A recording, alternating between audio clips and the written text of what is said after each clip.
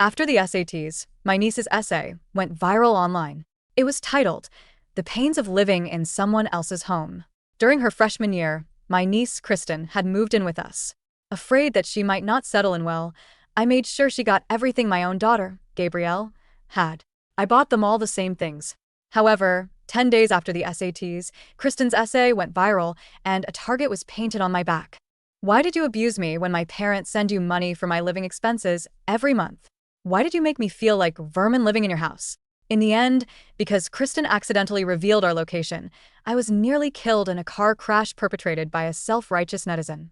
Gabrielle was doxxed and bullied online. In the end, she broke down and committed suicide. Before I died, I went back in time. When I opened my eyes, I found myself back on the day of the SATs. Kristen and Gabrielle were holding hands as they walked out of the school. "My parents want me to go home after taking the SATs, Aunt June." Kristen McLaughlin, my niece, wore a pained look on her face. She turned to look at my daughter, Gabrielle Drake, and said, "But I want to stay with Gabby. We won't have many chances to see each other after I start college." I nearly cursed out loud after I heard these familiar words. These were the very same pretty words Kristen had used in the previous timeline after she finished her SATs. In reality, she just did not want to go home and suffer the poor treatment awaiting her there. My brother and sister-in-law, Caleb and Harmony, much preferred their younger son. They had said early on that Kristen had to go home and work on the farm after she finished her SATs. They wanted her to make money for Kinsley to get a game console. In the previous timeline, I had been soft-hearted. I was worried that Kristen would have it very bad back home, so I gave Caleb and Harmony $5,000 of my own money to keep Kristen with me. She remained in my house and lived comfortably. But what had happened then? In her essay, she wrote that I had abused her, drawing the ire of netizens who did not know the truth.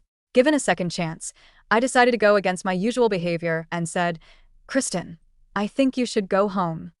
I patted her on the shoulder and said warmly, "Didn't you just say that you won't have as many chances to see us after starting college? It'll be the same with your parents. You'll be starting college soon, so you should go home and spend some time with them. They're working very hard to pay for your schooling. You should be a bit more considerate of them." Kristen was stunned. She must never expected such a response. After all, I had always doted on her in the past. As long as she whined a bit to me, I would certainly not let her go home and suffer. Yet her tactic was not working on that day. I opened the front passenger door for Gabrielle to get into the car.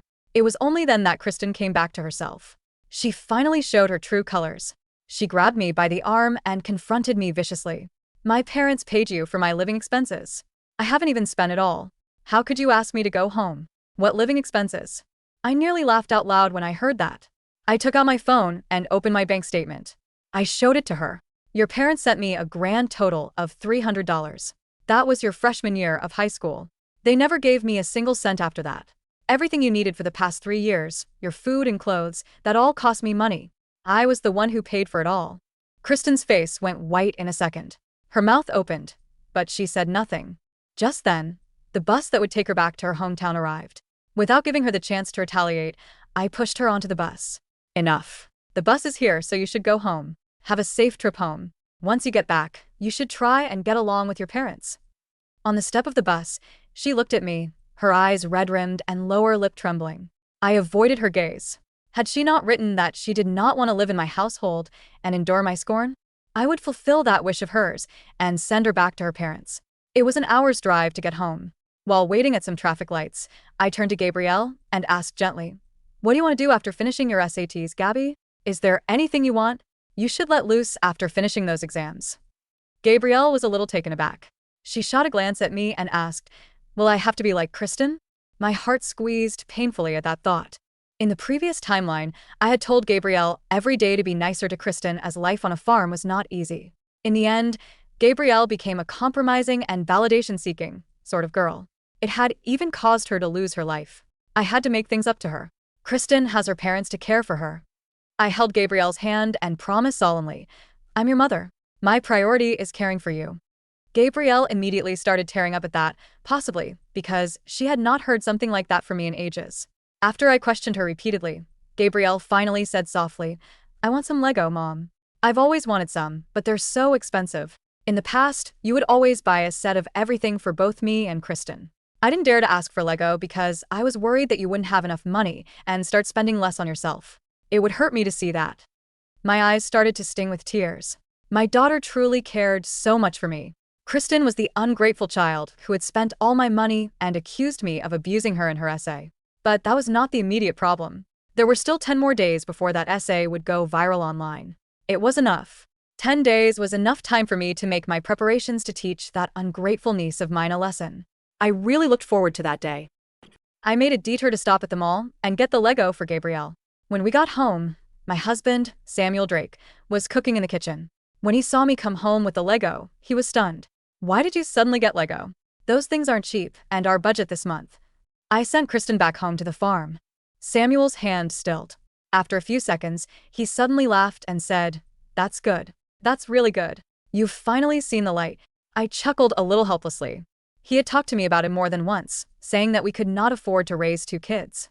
He said that Gabrielle was our actual daughter and that we could not put all our effort on someone else's child. He said that it was all right to help Caleb and Harmony out with their expenses, but we should not be raising their daughter for them. I had always taken his words seriously.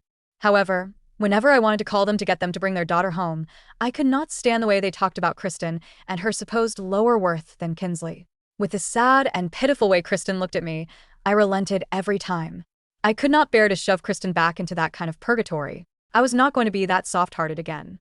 In this timeline, I would only care for my true family. As for the essay that would cause the destruction and deaths of my family, I pondered for a moment before taking out my phone. I took a photo of Samuel cooking and then one of Gabrielle playing with her Lego. Her back was turned to me. I posted them on TikTok with the caption, "Making things up to my daughter after sending my niece home." I've been taking so much care of my niece for the past 3 years and only just realized how much I owe my daughter. Finally took the plunge and bought her the Lego she always wanted. I feel so happy yet guilty seeing her smile. I was a good aunt, but as a mom, I really owe my girl too much. I posted it. Time for dinner. Samuel put the last dish on the table and called for me and Gabrielle to come eat. I came back to myself and turned my phone off. Gabrielle set her Lego aside and sat by my side. Without Kristen, we had a quiet and happy meal. That night, after washing up and getting into bed, I checked TikTok. The post I had published had about half a dozen comments. Some asked for details, while others suggested ways I could make things up to Gabrielle. I chose some to reply to. For the past 3 years, I gave my niece all the same things my daughter got. It could be a pen or notebook, but it also included their allowance and tutors. They both got exactly the same things from me. Then I posted screenshots of the records of purchases I had made. The dates, amounts, and items were all clearly stated. I knew Kristen's essay would go viral in 10 days. Enterprising netizens would quickly find all these details. When the time came, these records would show the truth, and Kristen would get what was coming to her. The next day, I took Gabrielle to a theme park, which she had always wanted to visit. I took a picture of her in front of the castle and posted it on TikTok. It was captioned, "Day 2 of making things up to my daughter after sending my niece home." My first post must have garnered quite some attention because this post quickly got dozens of comments.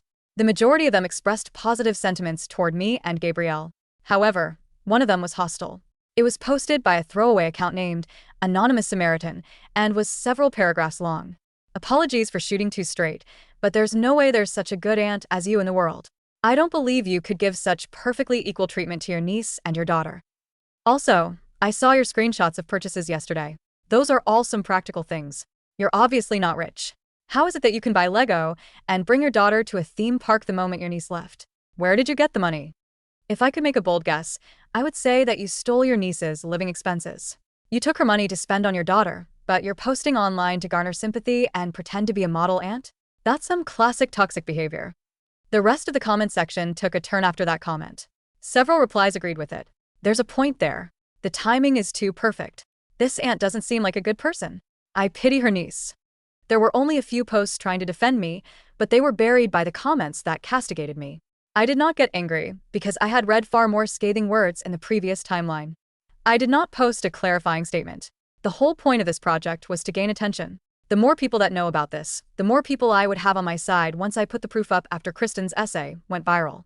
The commenters thought I did not reply because I felt guilty, and the debate ramped up to a fever pitch. Similarly, the whole debacle became more viral. Right then, my phone rang. It was Kristen calling. "Aunt June." The second I answered the phone, I could hear Kristen crying so hard that she could barely speak. "Aunt June, can you take me in? Dad wants me to do the laundry, cook, and do farm work. I still have to babysit Kinsley, too. They treat me like a workhorse. Please, Aunt June, please take me in. I swear that I'll never fight with you again. I'll take care of Gabby. I can do chores, too. I only want to go back to you.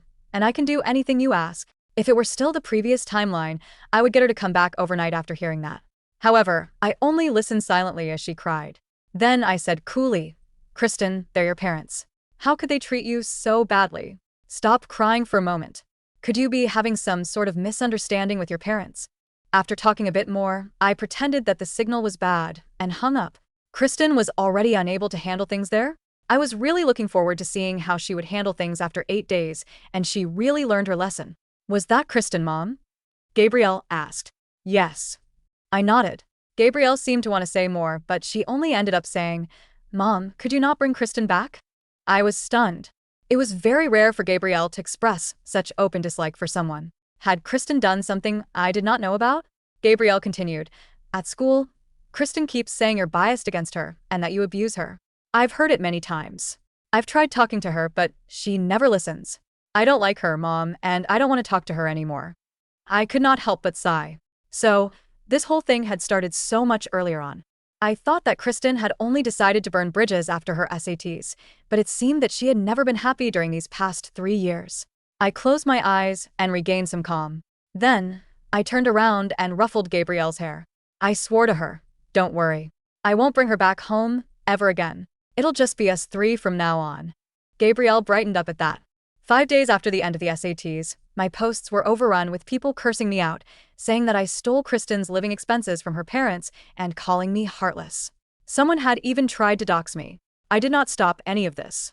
I had even followed my main account with the one I posted on, making it easier for them to find my information. On the 7th day, someone doxed me. Calls from people wanting to curse me out kept flooding in.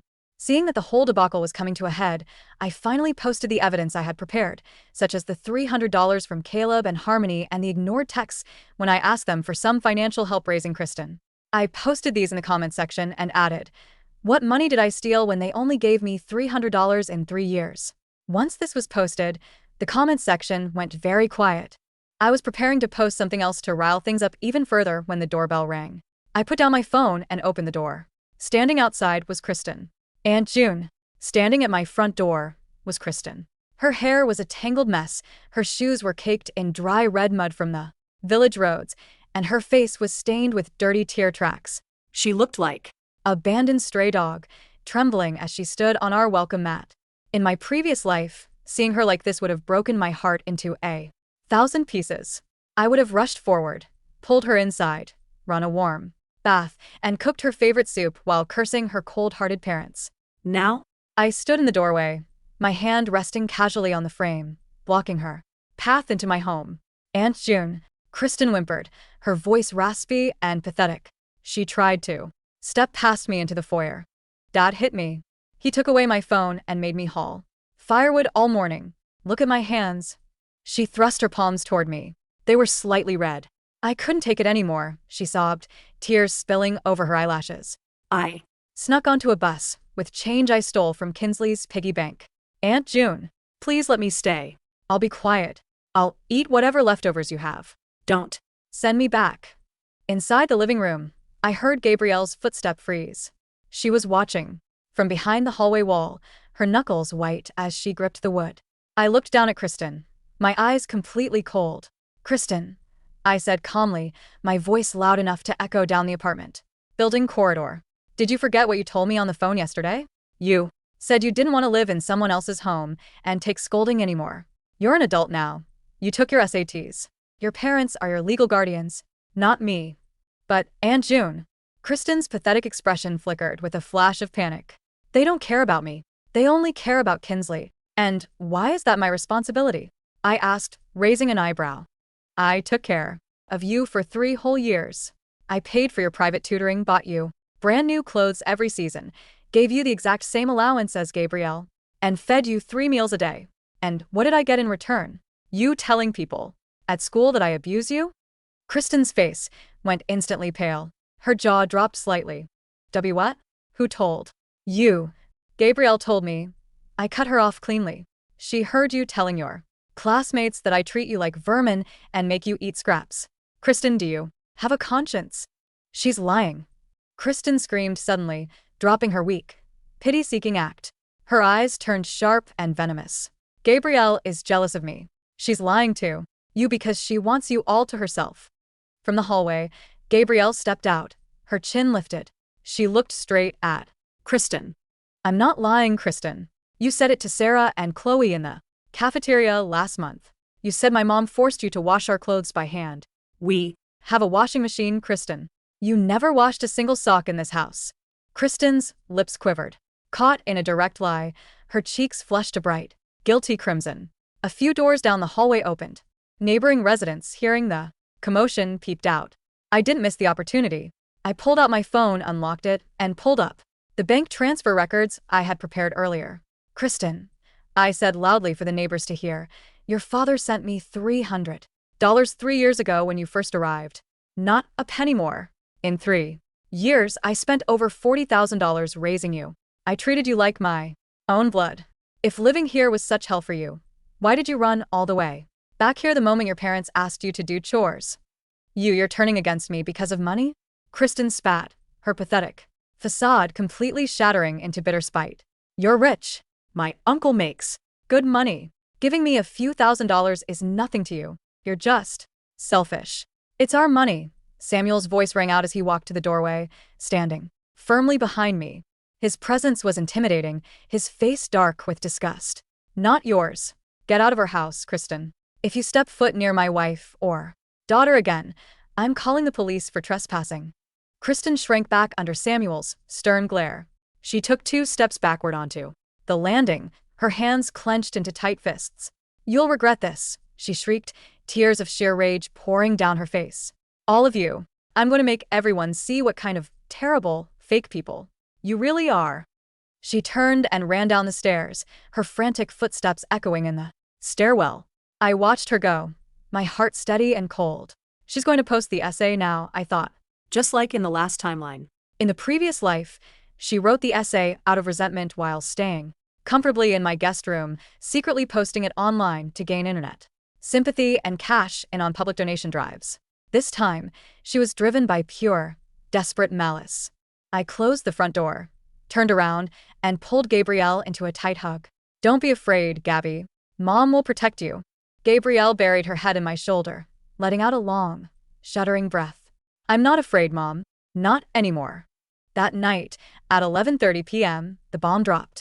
I was sitting in the study, refreshing my feed on my tablet when my notification bell started ringing frantically. A post on a major social media platform titled, "The Pains of Living in Someone Else's Home, a High School Senior's Nightmare," had been published by an account named @targeted_bird.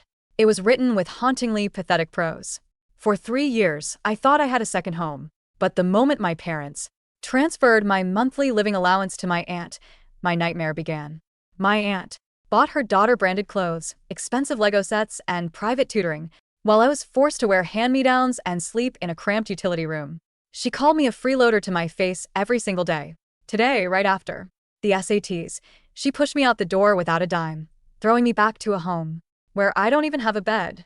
Attached to the post were blurry pictures of Kristen's red hands, a photo of her bruised knees, likely from working on her father's farm over the last 2 days, and a heavily edited screenshot showing a bank transfer of $3,000 with the sender's name blurred. It took less than 2 hours for the post to explode. Netizens, always hungry for a villain and eager to play the moral crusade, took the bait instantly. This aunt is a monster. She embezzled her orphan-like niece's living money to favor her own daughter while abusing someone else's child. Burn her in hell. Look at the daughter's TikTok. The aunt bought her a $1,000 Lego set the very day she kicked the niece out. She's using the niece's money. The comment section under my recent TikTok posts exploded into a sea of death, threats, and disgusting slurs. Die, abusive bitch. Drop her address. Let's go teach this evil woman a lesson. Her daughter Gabrielle goes to high school number 1, right? Let's make sure that bully girl never gets into college. Sitting in the dim light of the study, I read every single comment. In my past life, seeing these same words made me faint. It made me weep, beg for mercy, and desperately apologize for crimes I never committed, which only made the internet think I was confessing. It eventually drove my innocent Gabrielle to jump off the school roof. This time, as I read the vilest insults, a sharp, cold smile touched my lips. Dance, all of you, I thought. The higher you jump, the harder you'll fall. I picked up my phone and called my lawyer, Mr. Vance, whom I had retained 3 days ago. Mr. Vance, it started, I said smoothly. She posted it. The smear campaign is live. I see it, Mrs. Drake. Mr. Vance's professional, calm voice answered over the line. We have all the verified bank statements, the retail receipts from the past 3 years, the school tuition records showing you paid for both girls equally, and the footage from your hallway camera today. Are you ready to press the button? Not yet, I replied coldly. Let the fire burn hotter. Let the outrage hit its peak tomorrow morning. I want everyone who shared her essay to see the truth. When they wake up. I hung up, then turned my attention to the account at anonymous_Samaritan, the one that had questioned my finances earlier. Using an IP location tracking tool my husband's friend in IT had set up, I ran a quick trace on the account. The result popped up instantly. Location: McLaughlin Village, Farmhouse 4. Associated device: iPhone 11, Kristen McLaughlin's phone. She had been playing both roles all along, posting the essay under one alias and using a fake account to incite rage under my posts. I saved the screenshot, backed up the IP logs, and created a master file containing 3 years of receipts, school transcripts, text messages, and high-definition video files. Kristen, I whispered to the dark screen, you wanted to ruin my family using the internet. Let's see if you can handle the monster you created. By 9 a.m. the following morning, the hashtag #abusiveaunt was trending number 3 nationwide. Dozens of self-proclaimed justice influencers were doing live reaction streams, tearing into my character, demanding that my company fire me, and calling for a boycott of my husband's engineering firm. At 10 a.m., my phone buzzed. It was a call from my brother, Caleb. I answered and put it on speaker. June, you evil bitch. Caleb's roar echoed through the room. Look what you did. The whole internet is talking about our family. Kristen came back, crying, her eyes out. You took my $3,000 a month and treated my daughter like a dog. I chuckled softly into the receiver. $3,000 a month, Caleb? Since when did you become so rich? Don't play dumb with me, Caleb barked.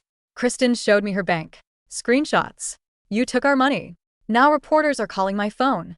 If you don't send us $50,000 right now to settle this privately, I'm taking Kristen to the news station to expose you live on television. So that was their game. Kristen had lied to her own parents, telling them that she had been secretly receiving $3,000 a month from a rich relative or fund, which I allegedly intercepted. Caleb and Harmony, greedy to their core, saw an opportunity to extort money from me. Go ahead, Caleb, I said, my voice eerily calm. Take her to the TV station. Do a live broadcast. Make sure as many people are watching as possible. You think I won't? He screamed. I dare you, I said and hung up the phone. 10 minutes later, I logged onto my main TikTok account, which had gained over 200,000 hateful followers overnight. I uploaded a video. No music, no dramatic filters. Just me sitting at a desk, looking straight into the camera, holding a thick, black binder. Hello, everyone. I began, my tone measured and precise. I am June Drake.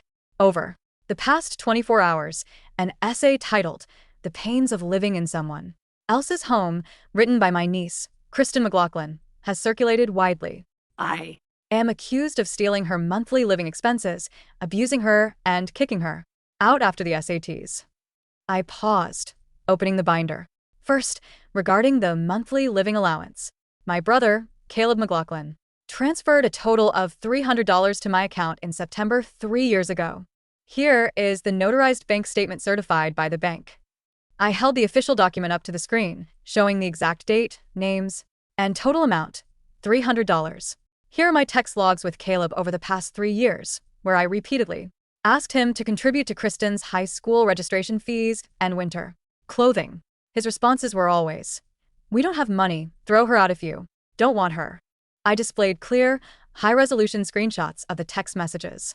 Caleb's ugly words, she's just a girl. Why waste money on her school?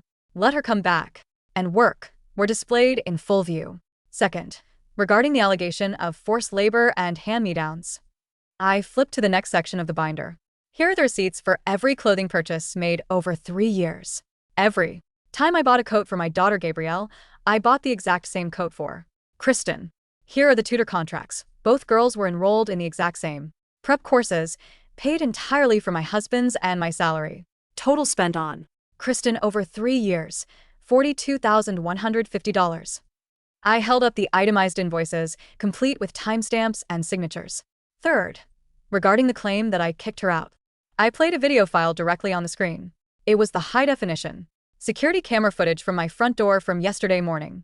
In the video, Kristen's arrogant, enraged face was crystal clear as she dropped her pitiful act, screaming, "You're rich.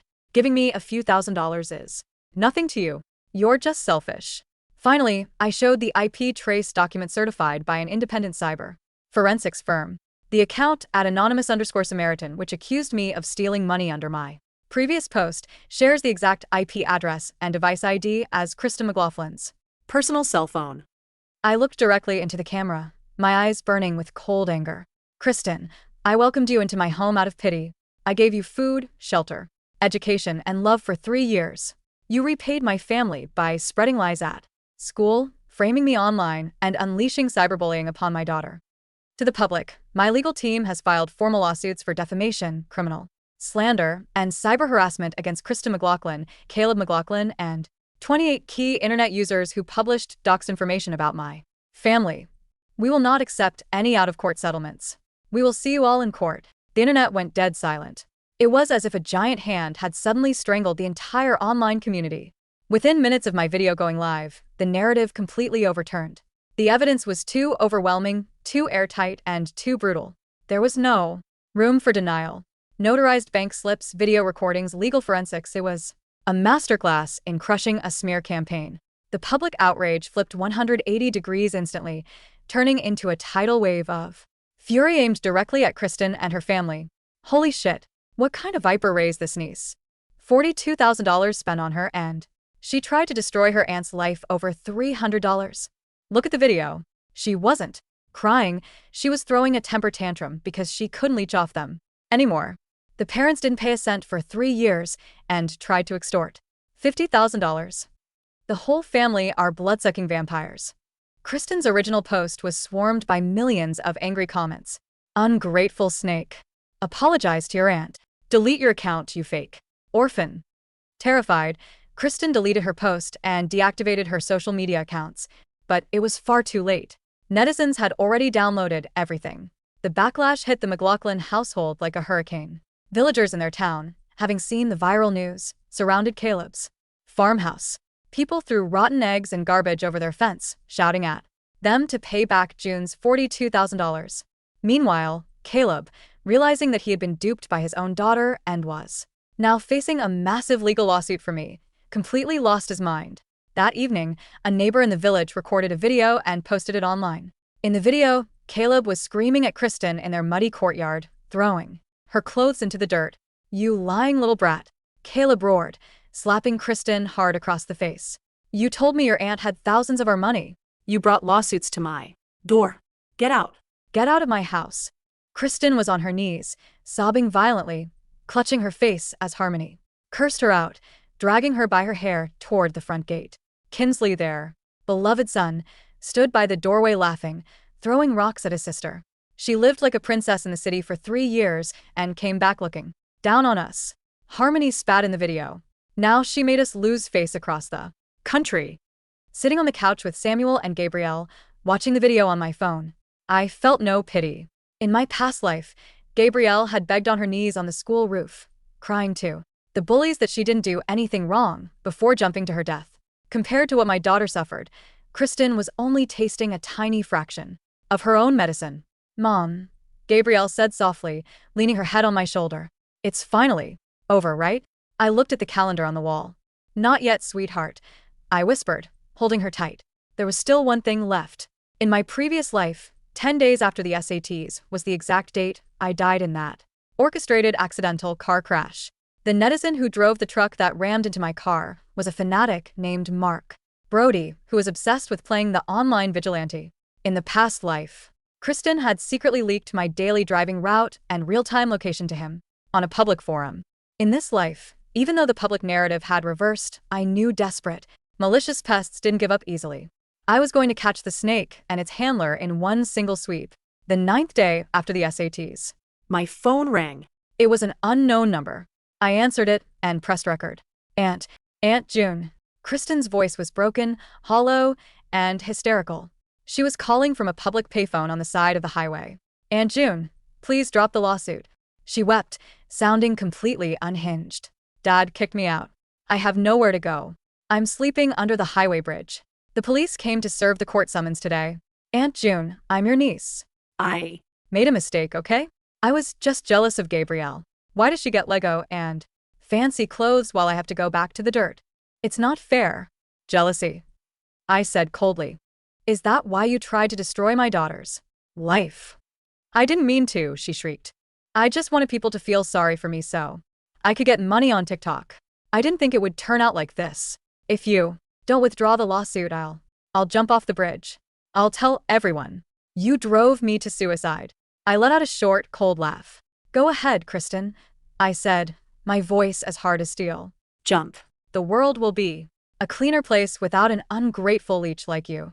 You heartless monster, she screamed, her tone turning instantly violent. You think you've won. You ruined me. You ruined my future. I won't let you live happily. I know you're driving Gabrielle to the SAT score reveal. Meeting tomorrow morning at 9 a.m. I know which road you take. Click. She slammed the phone down. I slowly lowered my tablet, looking at the recording file. She had just confessed her intent to target my driving route tomorrow morning. I picked up my phone and called Detective Miller at the district police station, with whom Mr.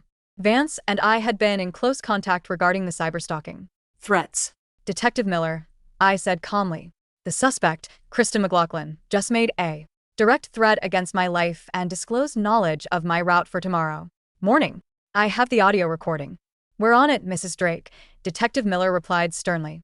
We've already flagged her location from the payphone. We will deploy undercover units along your route tomorrow, the 10th day after the SATs. The exact date of my death in the previous timeline.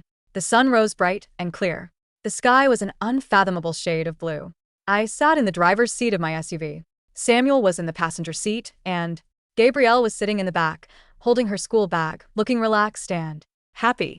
Are you sure about this, June? Samuel asked, his hand gently covering mine on the gear shift. His eyes were full of worry. I have to do this, I said, looking into the rearview mirror at my living, breathing daughter. If we don't cut the root, the weed will always grow back. I started the engine and drove out of our residential complex. I took the exact same road as in my past life, the coastal highway connecting our district to the city center high school. At 8:45 a.m., as we approached the sharp turn near the overhead bypass, I checked my rear-view mirror. A heavy silver pickup truck with a blacked-out license plate appeared behind us, accelerating rapidly. In my past life, this was the exact truck that rammed my sedan from behind, pushing me off the bridge embankment. Through the pickup's windshield, I could see the driver, Mark Brody, his face red And crazed. and sitting in the passenger seat, her eyes wide with psychotic hatred, was Kristen. She had convinced her online vigilante fan that I had faked the evidence, egging him on to punish the evil aunt in exchange for her giving him money or favors. Hang on, I shouted, gripping the steering wheel tight.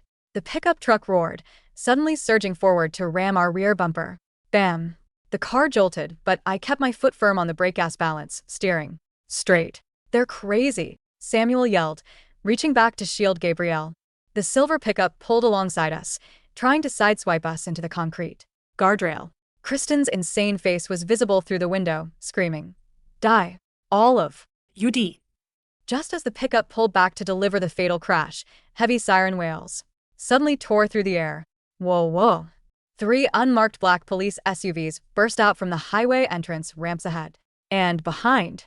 Police. Pull over immediately. A bullhorn blasted over the sound of roaring engines.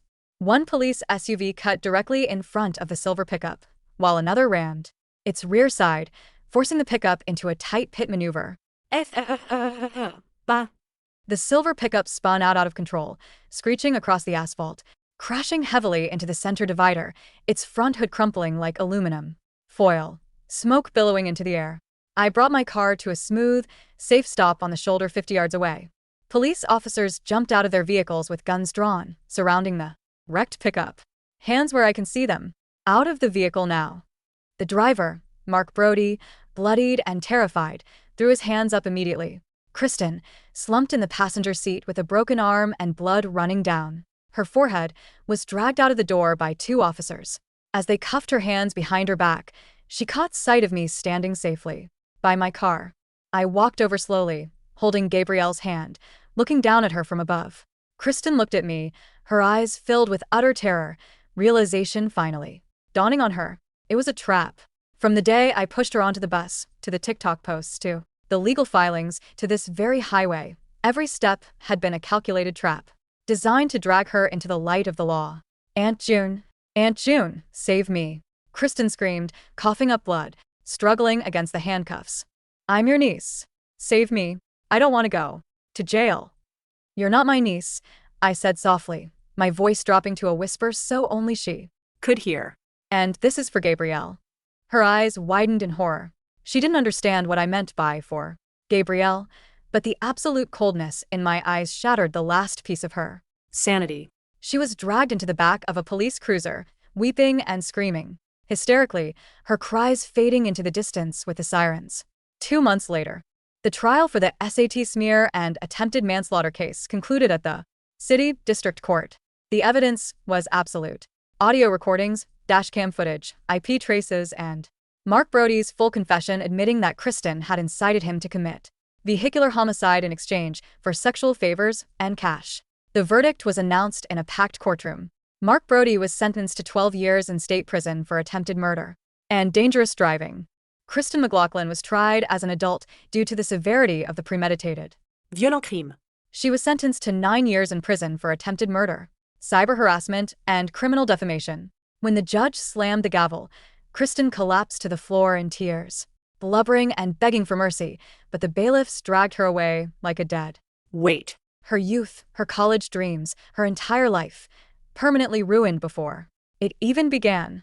Caleb and Harmony sat in the gallery, bankrupt from paying legal fees and court fines, completely shunned by their village.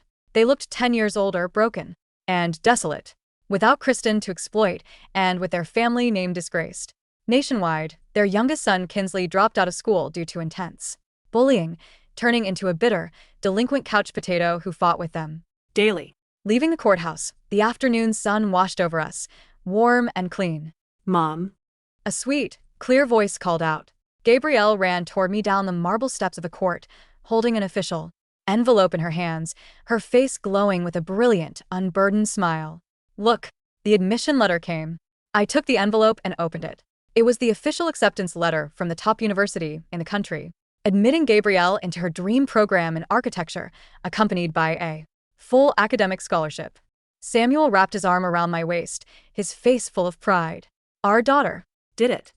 I looked at Gabrielle's bright, happy eyes, the eyes that had once been so dim, hopeless, and full of tears in another lifetime. The dark nightmare of the past was entirely erased. The thorns had been cleared, and the road ahead was lined with flowers. I pulled my daughter into my arms, holding her close beneath the bright blue sky. Yes, I smiled, tears of joy finally spilling down my cheeks. We did it.